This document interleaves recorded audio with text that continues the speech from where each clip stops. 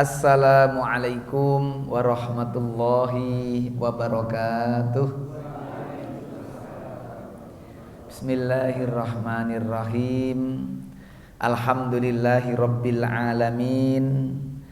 Alhamdulillahi an'ama alaina bi nikmatil iman wal islam wa hidayatil Qur'an. Alhamdulillahi arsala rasulahu baina yaday sa'ah basyira wa nadhira wa da'iyan ilallahi bi idnih wa sirajan munira balagha risalah wa adal amanah wa nasahal ummah wa jahada fillahi haqqa jihadi. Asyhadu an la ilaha illallah wahdahu la syarikalah wa asyhadu anna Muhammadan abduhu wa rasuluhu la nabiyya wa la rasula ba'dah.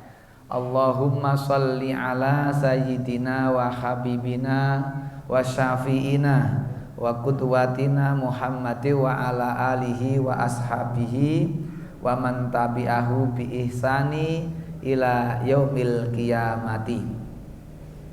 Fa ya ayyuhal ikhwah usikum wa iyaya nafsi bitaqwallah kama qala ta'ala fil Qur'anil Karim. A'udzu billahi minasyaitonir rajim. Ya ayyuhalladzina amanu taqullaha haqqa tuqatih wa la tamutunna illa wa antum muslimun. Wa qala Rasulullah sallallahu alaihi wasallam khairukum man ta'allamal Qur'an wa 'allamahu wa qala khairun nas man tola umruhu wa hasuna amaluhu. Sadaqallahul adzim wa sadaqa rasuluhul karim. Para bapak, para ibu, hadirin hadirat jamaah kajian rutin Jumat sonten malam Sabtu ingkang mugi-mugi tansah dipun rahmati Allah Subhanahu wa taala. Sumangga kita sareng-sareng nunjukaken raos syukur datang Allah Subhanahu wa taala niki mlebet wonten ing wulan Muharram ateges yuswa umur kita sampun tambah napa sampun kurang? Jatah umur ya nek tulisane nambah umur ning jatahe urip saya kurang ngoten. Mila Nabi kita ngendika khairun nas saapi-apike menungso niku man tola umruhu wa hasuna amaluhu, yaitu orang-orang yang panjang umur. Jadi orang yang terbaik adalah man tola umruhu, umure dawa lajeng amale sae. Jadi umur panjang untuk berbuat kebaikan. Di tengah-tengah banyak orang yang mungkin iki kayak nyeneng-nyenengke dengan berbagai macam kesenangan, kita ngaji niki insyaallah nggih amal ingkang sae. Ana sing gak seneng blonjo, ana sing gak seneng joget gitu. Ana sing gak tembak-tembakan ngono. Ana tembak-tembakan ning wis rampung gitu kan. Jadi saya garek memetik buah. Jadi kondisi carut marut negeri ini ngoten lah kita ngaji lah. Mudah-mudahan ngaji niki dadi pepeling, pengingat, maka kita menyampaikan kembali ulang untuk menguatkan, memetik tarbiyah dari peristiwa hijrah. Karena merefresh kembali peristiwa hijrah yang terjadi pada zaman Nabi. Dan karenanya sebab Nabi menika hijrah itulah kemudian hari ini kita bisa menikmati Islam. Ngoten. Nalikanipun Nabi para sahabat kok mboten hijrah, Islam ndak sampai ke Temanggung. Ora tekan Legok Sari. Mungkin kiambak orang ngerti alif bengkong, alif jejeg. Mungkin malah nyembah watu karo wit-witan. Itu. Maka peristiwa hijrah itu peristiwa yang luar biasa. Jadi kita memetik tarbiyah. Apa tarbiyah? Pelajaran ya, pendidikan itu dari peristiwa hijrah. Hijrah itu peristiwa besar. Dan hijrahnya Nabi adalah hijrah paling besar di antara seluruh para nabi. Jadi Nabi ini mendapati hijrah paling berat.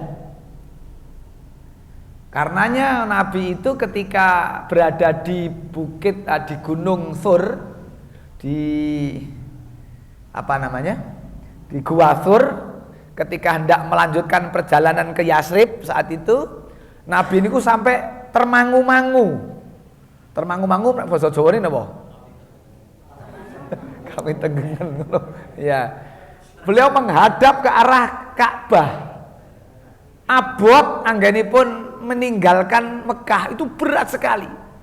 Sampai Rasul ngendika, saya mencintai kota Makkah.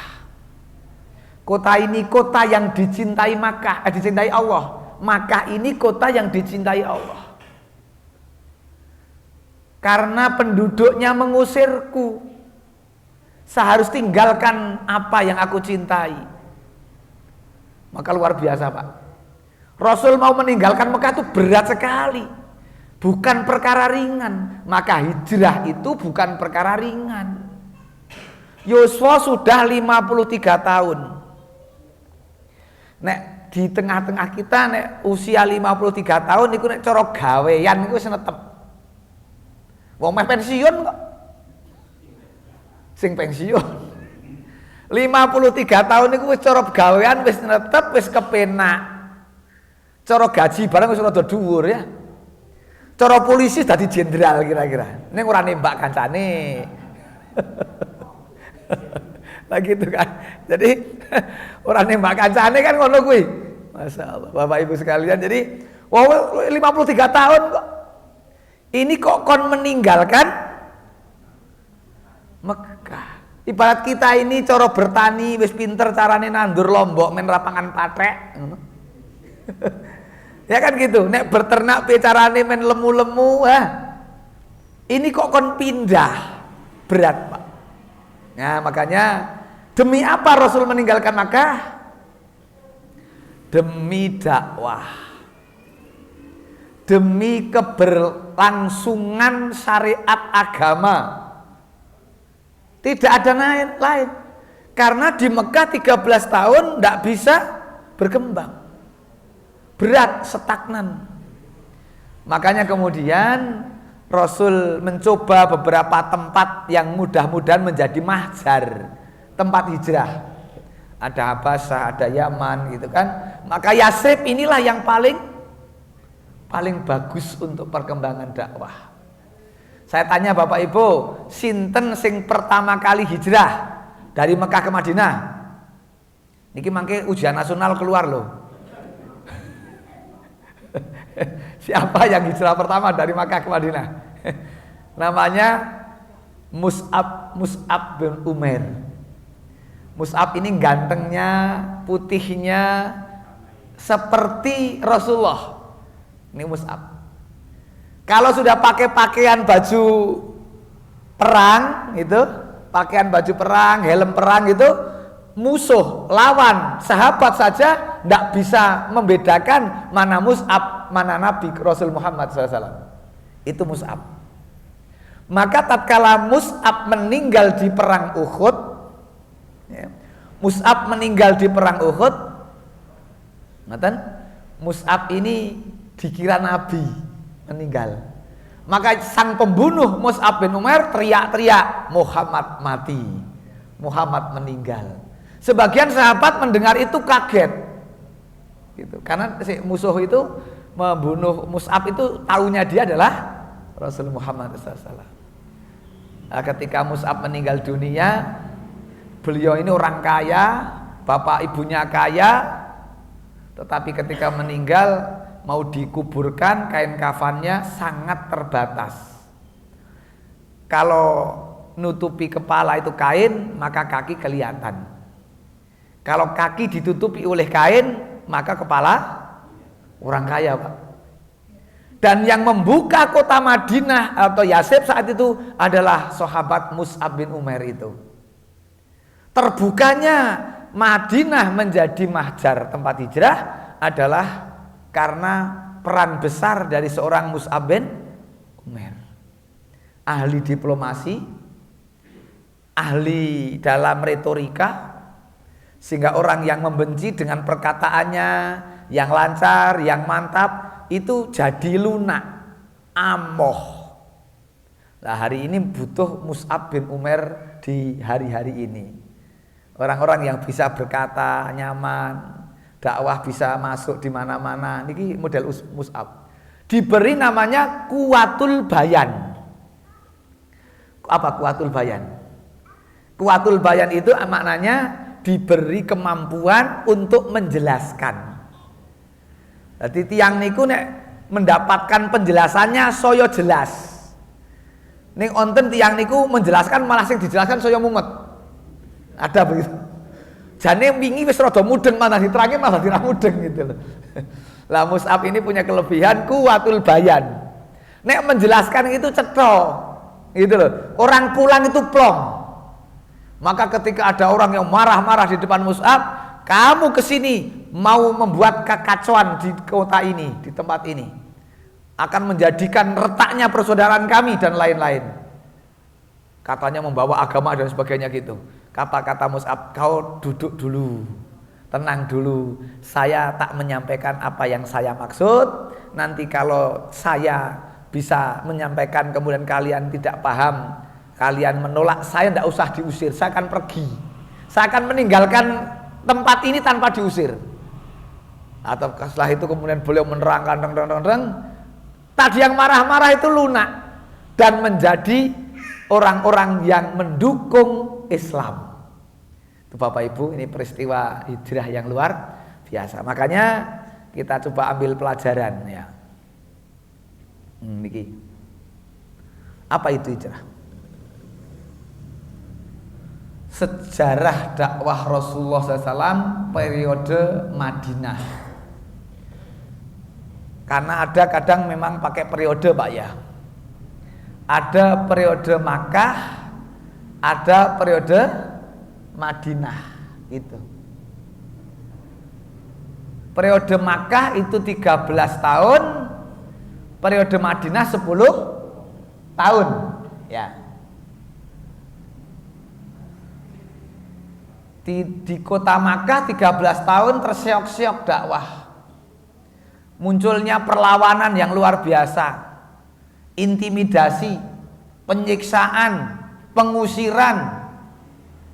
Dan terakhir Rasulullah itu menjadi TO,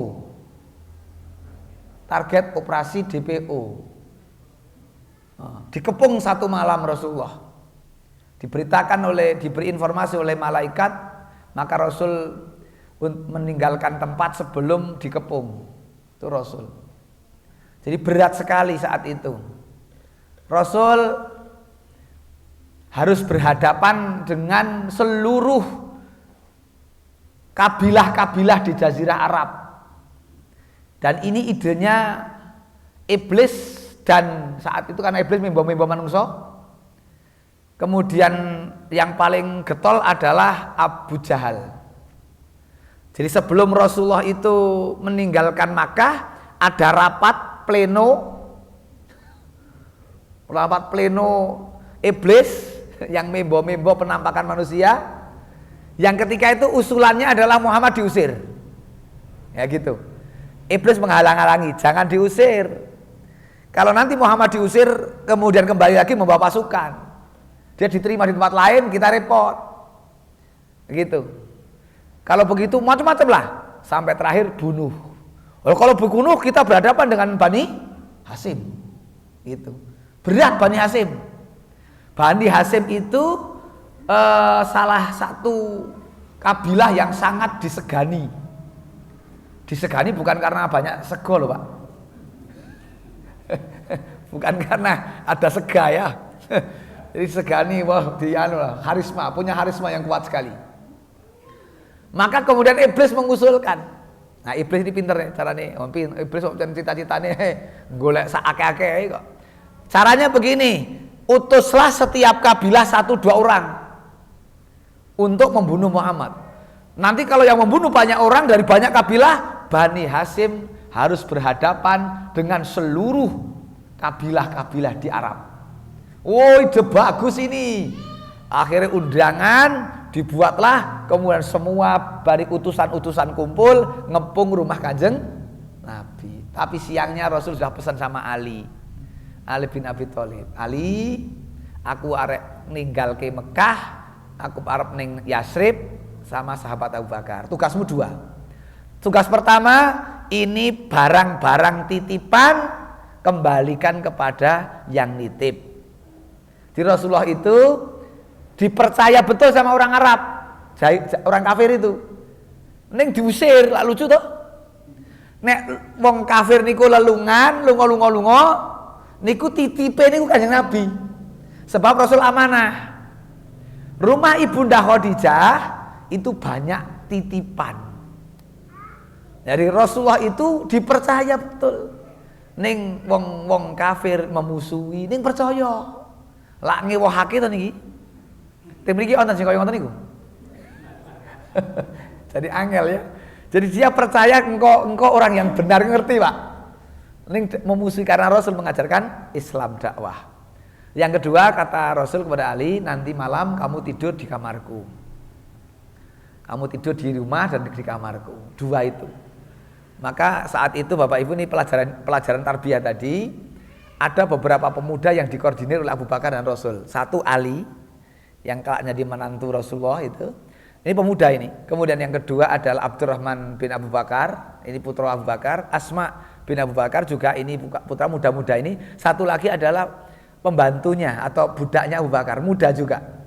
Dan satu lagi adalah Abu Bakar. Di dalam hijrah Rasulullah itu didukung 5 ini Pak. Rasulullah piyambak dikancani Abu Bakar mengkoordinir yang 4. Salah satunya Ali ini juga. Maka jangan melupakan pemuda. Ngoten.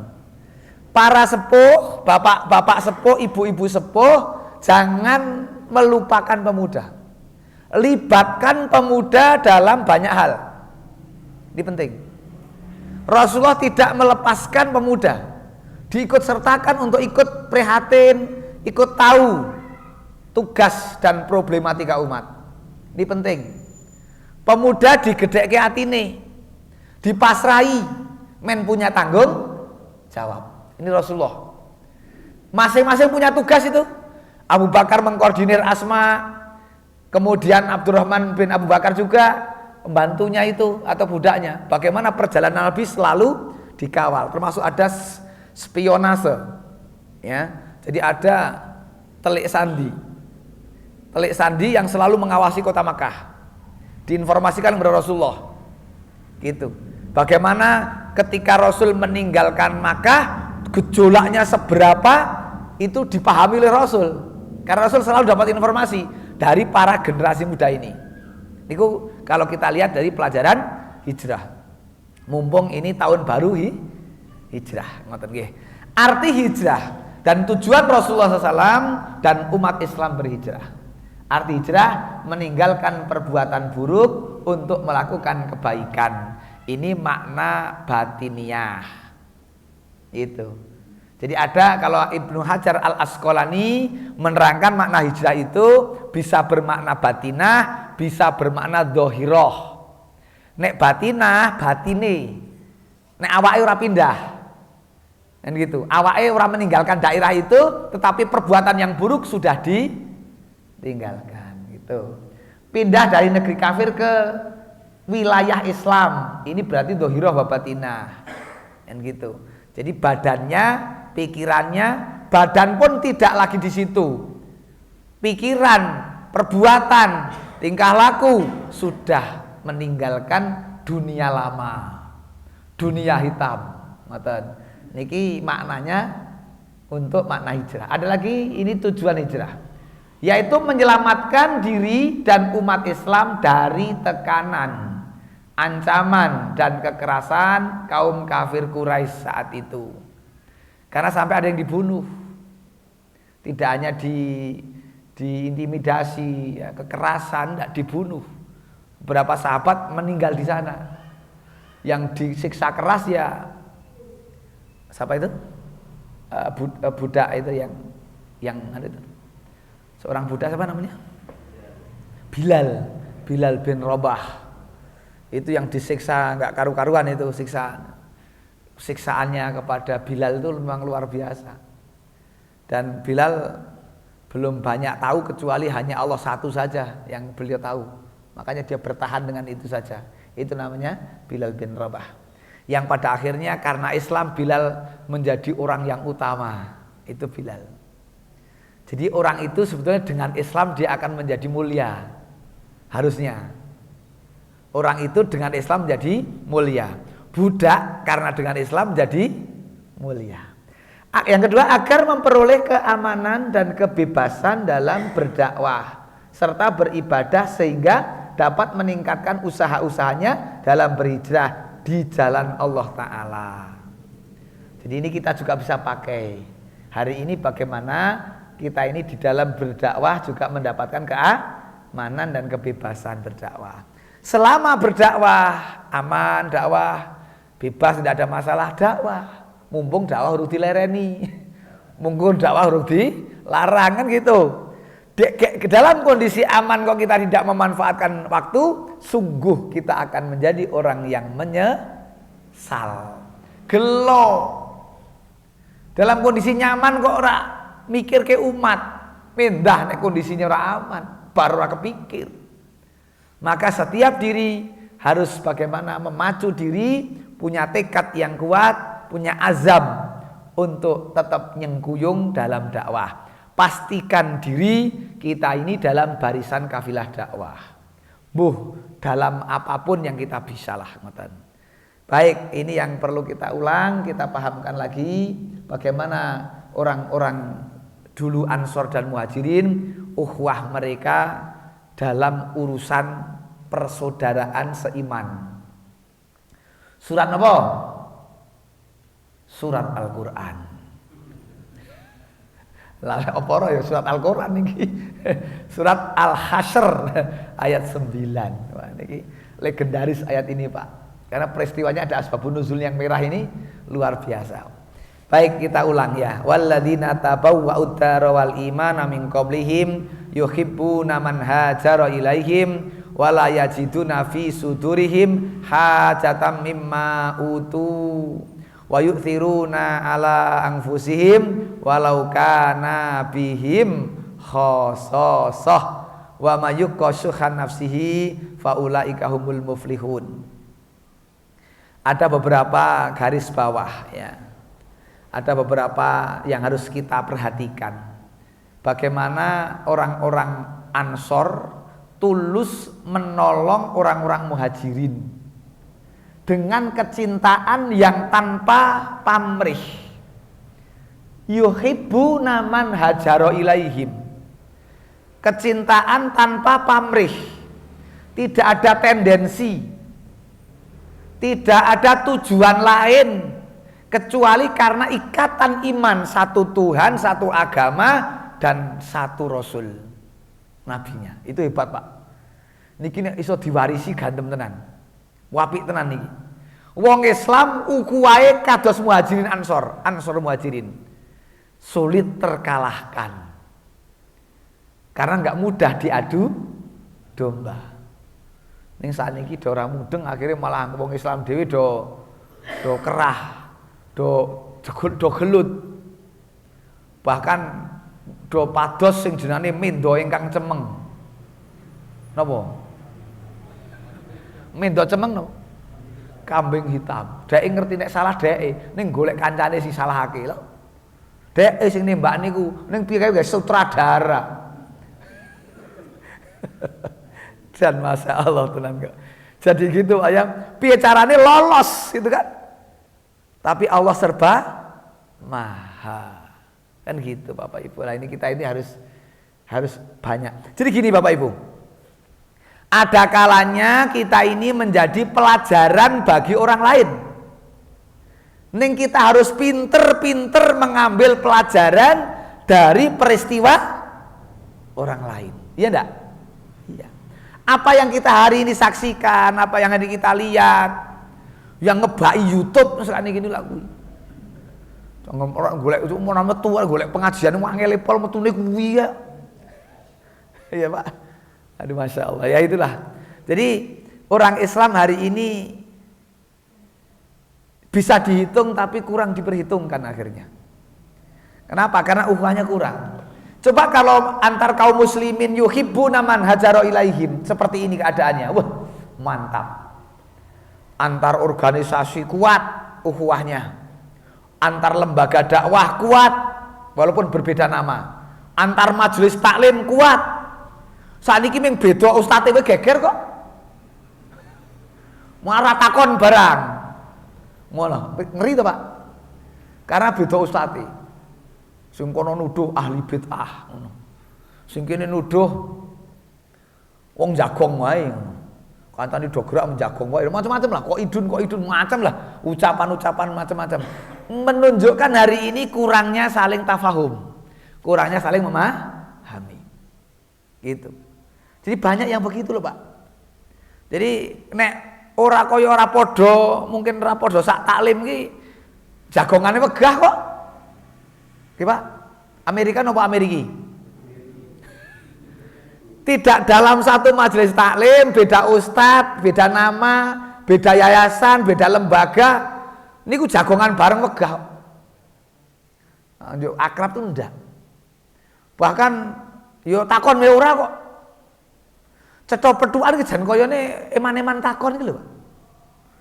Kadang-kadang ngapa tuh masalahnya? Gitu loh. Jadi nek nyapa assalamualaikum itu koyone kok berat. Owel. Nyapa assalamualaikum itu apa rugine to wong padha dene Islam, nabine padha, agamane padha, Tuhane padha. Gitu. Ada kan yang begitu? Banyak, ya Allah. Kadang-kadang saya sok heran itu. Jadi mereka itu petu antuk ora takon karena beda majelis taklim iki lho. Astagfirullah. Ada mboten niku? Oh, berarti ora ming kula maksudnya iki. Bapak Ibu yang lebih lanjut lagi diteruskan Allah ini, Allah ngendika, wala yajiduna fi sudurihim hajah. Di dalam hati sudur dadanya orang-orang Ansor, ketika mimma utu dia memberi apa-apa yang Allah yang dia berikan, itu la yajiduna, tidak ada sesuatu keinginan lain. Jadi orang Ansor itu nek memberi tidak ada tujuan lain. Wala yajiduna fi sudurihim hajatan mimma utu. Maringi ning ora duwe tendensi. Lek maringi kan niat tulus karena iman. Ora yo nyoning sesuk milih aku lho yo, ngono kuwi. Ya Pak ya. Jadi nek basa Jawane apa jenenge diculke buntute ngene piye, Pak? Diculke ndase gitu. Diculke ndase dicekeli. Begitu yang benar. Syarat, ada syarat rukun. Yo tak bantu ning yo kuwi kan gitu. NPWP akhirnya sing kono. Ayo nomor piro wani piro ngono. Jadi enggak tulus, Pak. Nek mboten pitados mangke 2024. Mang Presani. Sing model ora kaya ngene iki lho maksudnya. Wah, dundumane narene ning duwe karep. Rebutan kursi. Gitu ya. Bahkan ono sing lek nyari kursi nganggo ayat kursi barang, bantang wis jagong kursi lali ayate pirang-pirang. Jadi Masya Allah luar biasa ya. Yang hebat lagi yang merah ini Bapak Ibu. Yang merah ini wayu siruna ala anfusihim walau kana bihim khosasah. Ini merah artinya.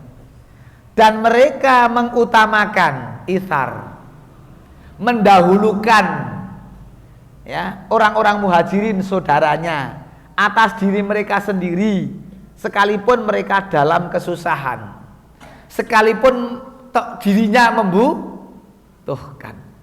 Ini kan ceritanya karena Rasul ada tamu orang muhajirin sampai ke Madinah. Rasul tidak ada apa-apa di rumah. Datang ke istri-istri beliau, Rasul tanya, adakah makanan untuk menjamu tamu, ikramu duyuf? Para istri mengatakan tidak ada. Akhirnya Rasulullah mengumpulkan sahabat, adakah yang bisa menjamu nyuguh tamu kita ini? Diam semuanya. Sampai beberapa kali Rasul ngendika, sampai ada satu orang yang kemudian memaksakan diri untuk iya, kulo siap menjamu tamu kita. Akhir tamu dibawa pulang, sampai di rumah dia juga belum tahu apa ada pendak. Ning tanya kepada istrinya di rumah di dalam, wahai istriku, adakah makanan untuk menjamu tamu Rasul, tamu kita ini? Kata istri, ada, tapi itu jatah anak kita tinggal satu porsi dan anak kita sudah sangat lapar. Menggarek sak piring, jatahe putrane, mongko putrane wis lesu. Nek kiambak lek mikir piye, Pak? Tegel ora? Wah ini mah paron-paron, koronan ngono. Ini akhirnya apa kata siapa? Kata Tolhah, sahabat namanya Tolhah. Kelonilah anakmu. Kelonilah napa? Pokoke kon ngelonilah. Jadi anaknya itu kon membobokkan. Anak kita ditidurkan sampai dia tidur lak wis ra krasa lesu. Nek wis turu lak ora ngerti nek lesu. Kemudian betul tidur, makanan diberikan kepada tamu itu. Tamunya juga berkata, "Saya tidak mau makan kalau tidak bersama Anda." Bingung mboten? Sak piring ana loro tak go metu kabeh kan ngono. Ha ini mengenai sak piring dikira ning bruwi sih oke apa ngono to. Waduh ya Allah ujian. Tolha mengatakan, maaf, saya harus menemani istri saya makan di dalam bersama istri saya. Silahkan Anda makan, saya tak makan bersama istri saya di dalam. Betul dia makan, kemudian Tolha dengan istrinya makan di dalam. Makan apa? Klutrak, kluting, cara saiki ana cendok bareng ya nggo cendok klutrak ketok le kayak maem ngono lho. Sing kono wah kayak maem padha apik lah ngono. Ana mungkin nganggo antop bareng. Ngono barang. Jur akhirnya wah mantap kan ngono. Masya Allah Pak, ini Pak, wa yu'thiruna ala anfusihim walau kana bihim khasasah. Mereka itu mendahulukan saudaranya, ngutamaake sedulure tinimbang awake dhewe, senajan awake dhewe gek mbutuhake. Persaudaraan yang akhirnya menjadikan perubahan peradaban manusia itu karena begini Pak. Peradaban berubah karena model lulusan alumninya Nabi seperti ini ya. Ini saat ini dokter bisa Pak lulusan gitu nih. S1, S2, S3, profesor. Sing saiki profesor mesti koyo ngene iki.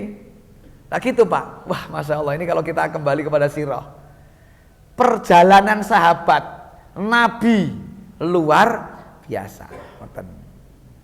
Nah niki. Maka Al-Quran surat Al-Hasr ayat 9 itu ada beberapa pelajaran ya, tarbiyah. Satu adalah perjuangan. Ini perjuangan yang harus ditiru. Baik di dalam kita berjuang membela agama maupun membela umat Islam. Kalau setiap diri umat Islam hari ini memposisikan seperti hijrahnya para sahabat saat itu, maka semangat perjuangannya luar biasa.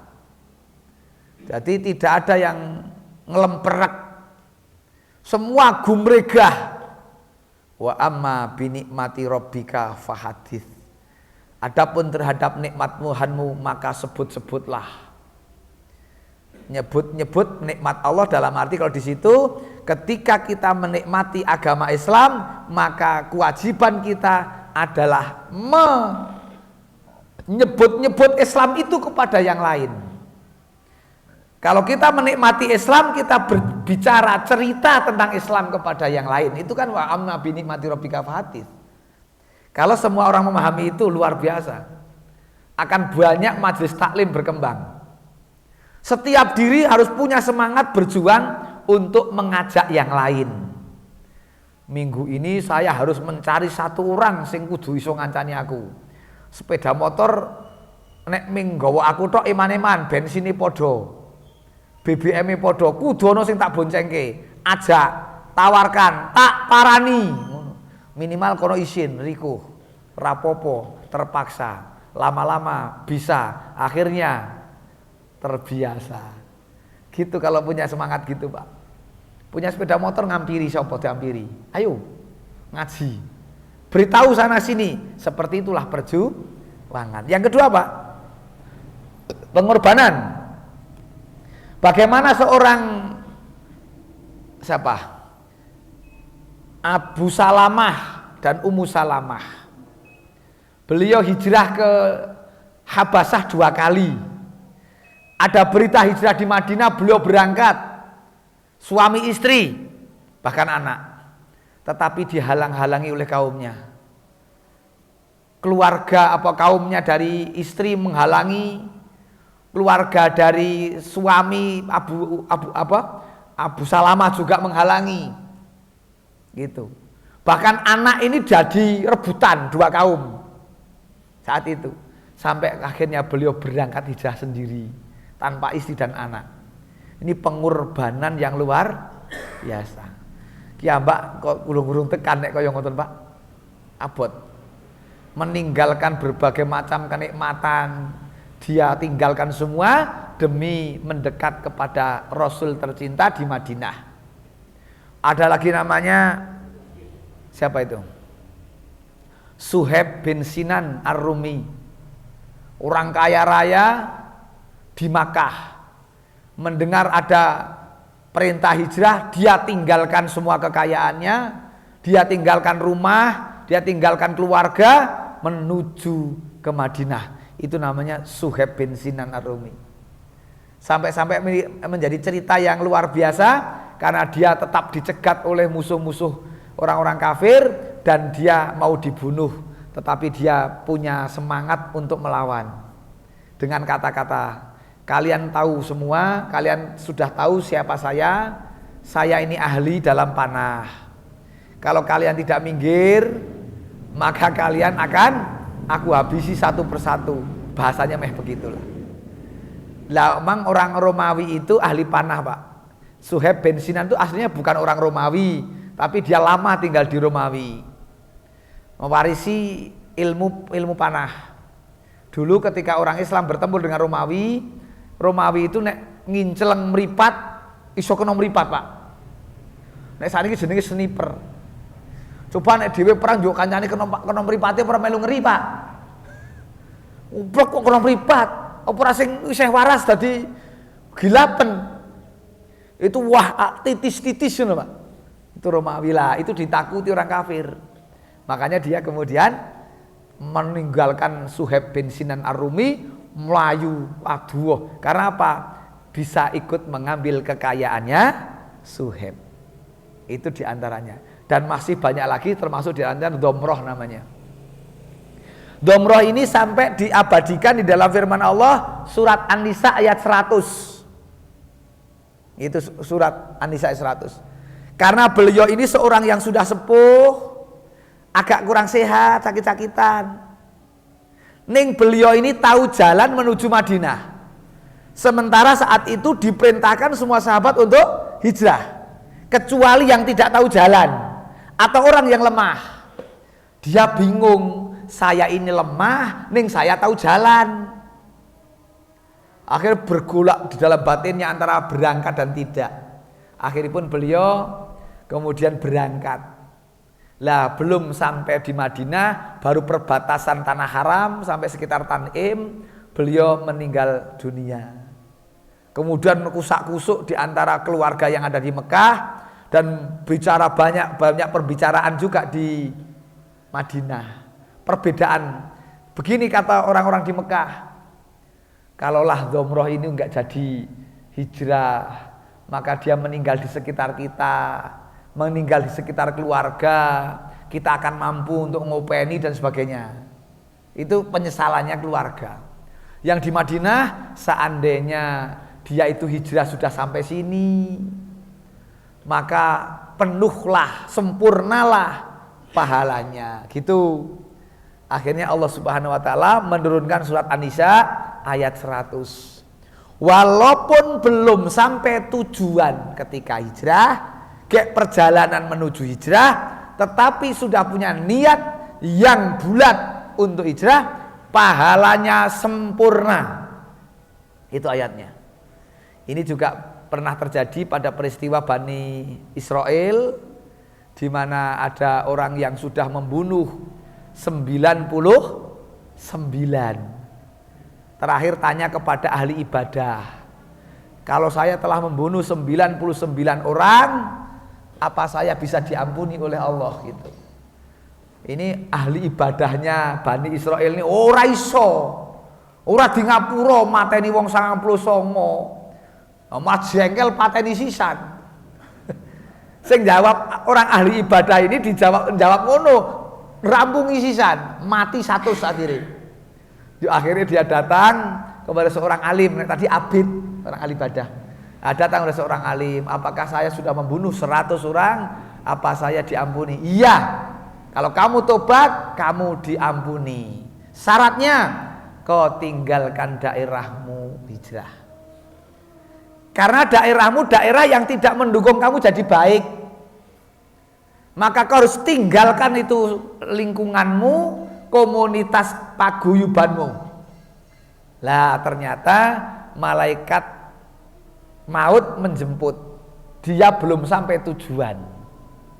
Ning wis metu saka panggonane rek lunga saka daerah elek.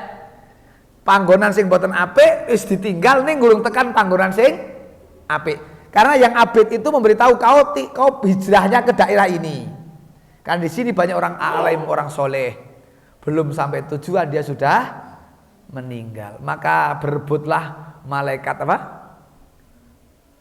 Malaikat laknat dan malaikat rahmat. Akhirnya pun saiki ki hake sapa? Hake malaikat laknat apa rahmat? Laknat wong dia urung tekan gone sing oleh rahmat. Sing rahmat yo bingung. Lagi wis arek meneng menuju ke rahmat tapi dia urung tekan. Dikatakan haknya juga belum. Nah, akhirnya diukur. Dari laknat kampung laknat sampai kampung rahmat niki lek mlaku wis adondi. Apakah isih cepak karo laknat apa cepak karo rahmat? Akhirnya Allah kemudian menapa niku jenenge? Memingkupkan apa ya? Menyusutkan bumi sehingga dia akhirnya lebih dekat kepada tempat tujuan hijrah yaitu rahmat Allah. Begitu. Nah inilah peristiwa Pak. Ini Isa Pak yo. 3, kepedulian terhadap sesama. Sangat peduli sekali dengan saudaranya Pak. Sampai harta diberikan. Bahkan ada yang memberi istri barang. Apa hebat ya Pak? Ini Legosari ora ono iki. Wong ora ono sing loro kok. Lah sahabat dulu istrinya 10 Pak, ana sing 10, ana sing 6. Sampai syariat menikah tidak boleh lebih dari 4, itu masih ada yang punya 10 Pak. Sampai datang kepada Nabi, ya Rasul, saya istrinya 10. Sementara sudah turun ayat pembatasan hanya 4. Terus pipun niki kula ngono.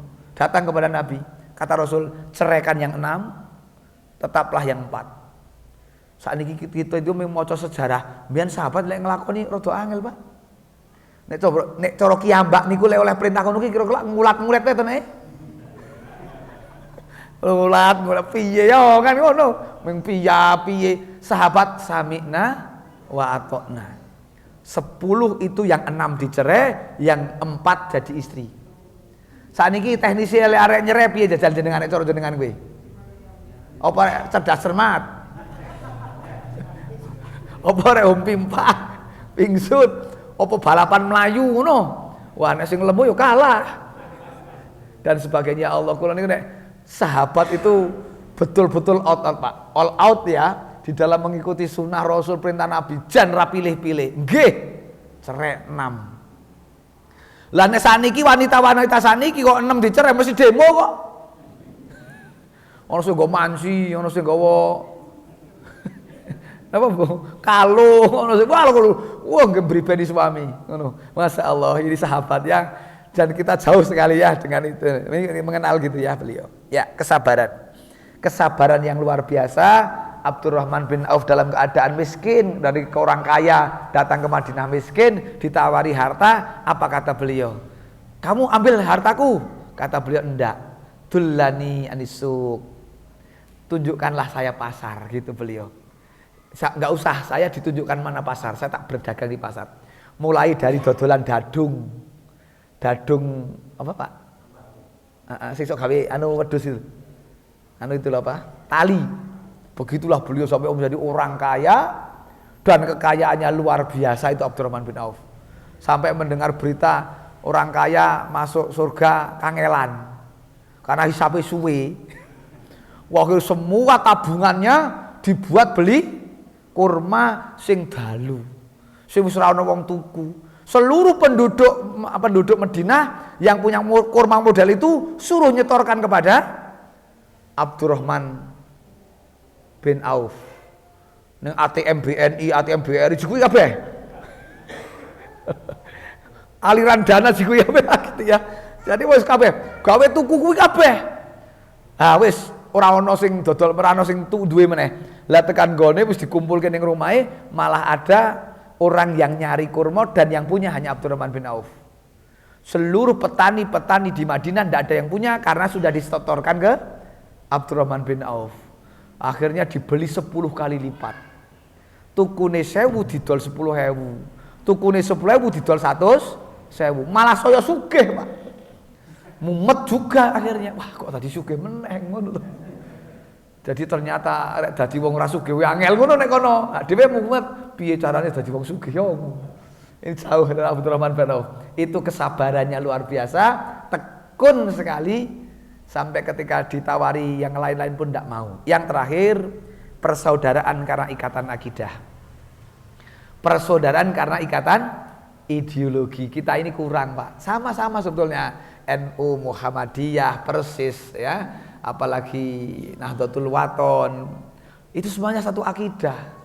Ning sulit untuk bersama-sama, Pak. Ini yang masih kita perlu bersama-sama berpikir. Bahkan koyo-koyo musuh kok. Bahkan ada orang-orang yang punya power sebetulnya, punya umat yang banyak, ning kalimatnya sok nyelekit. Saya tahu itu ngeri, Pak. Pokoknya Muhammadiyah itu perkembangannya kita hadang ngono. Niku ya ono, padha dene wong Islam. Apa piye karepe? Mbok teko mengamini ana rumah sakit, ana sekolahan, wis alhamdulillah ngono to. Melu, malah negatif cara berpikirnya. Coba kalau Pak Guru, Bu Guru, Ustadz-ustadzah, sekolahan PAUD tekan perguruan tinggi, leren setahun rado ngajar. Sing Pak Dokter, PKU leren ra usah ngobati, kira-kira ada apa sing terjadi, Pak? Ya kan ngono, enggak berpikir membantu untuk kebaikan bersama. Kalau kita lihat sekolahan berapa, rumah sakit berapa, ini kan dalam rangka untuk memperbaiki keadaan kita. Lah sekarang ini nyun sewu.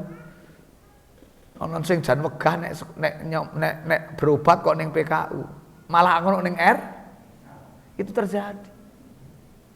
Ini ya Allah, kenapa begitu? Bahkan kanca kula niku, kula pas ngisi ngaji teng Ngajirjo, lah kanca niku ana wong kecelakaan yo ditulungi. Ditulungi niku yo njaluke ning kono. Yo ngebel kula, Pak Ustadz, saya nek ngantarke teng mriku yo melu dosa mboten iki.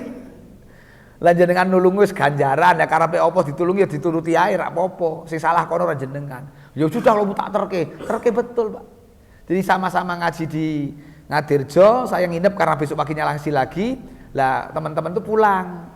Sampai Parakan ada kecelakaan. Lah kecelakaan dia nulungi, diterke ning PKU mboten belem. Jaluke teng mriko, piye jal?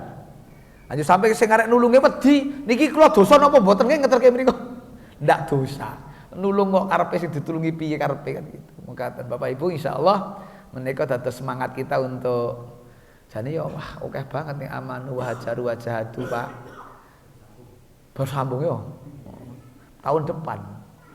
Maksudnya nek hijrah kan ngenteni Muharram. Ini Pak, ini ayat ada 9 kali loh Pak kalimat ini di dalam Al-Qur'an itu. Ngoten nggih. Ini lain waktu lah. Kita lanjutkan nggih. Ini untuk memperingat saja, mengingatkan kita dan ini baterainya wis entek iki wis abang niki. Mengatakan insyaallah kita sareng-sareng mugi-mugi paringi istiqomah nggih. Saged tetep kangenipun ibadah. Aku lu qauli hadza astaghfirullahaladzim li wa lakum innahu ghafurur rahim. Subhanakallahumma wa bihamdika asyhadu an la ilaha illa anta astaghfiruka wa atubu ilaik. Assalamualaikum warahmatullahi wabarakatuh. Untuk molor enggak apa-apa Pak yo. Ngaji ini mulai ini molor Pak.